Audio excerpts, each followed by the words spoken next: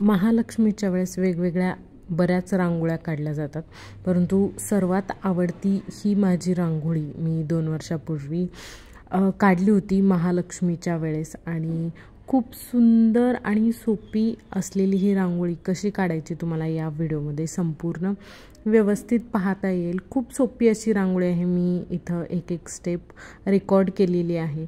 खास हा व्हिडिओ तुम्हा सर्वांना सोपी रांगोळी काढता यावी त्यासाठी मी पोस्ट करते.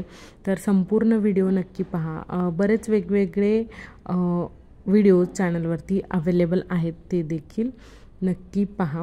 ॲक्च्युली इथं मी काढत होते रांगोळी आणि अचानक माझा कॅमेरा स्लिप झाला आणि मग थोडंसं रेकॉर्ड करताना प्रॉब्लेम झाला. पण नंतर माझ्या लक्षात आलं आणि मग मी त्याला व्यवस्थित करून घेतलं. तर तुम्ही इथं वेगवेगळे कलर्स वापरू शकता.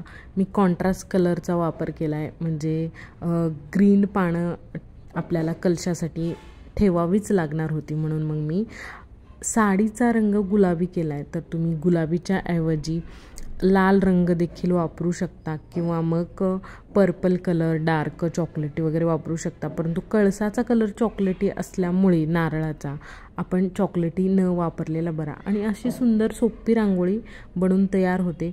यावर्षी महालक्ष्मीला अशी रांगोळी नक्की काढा.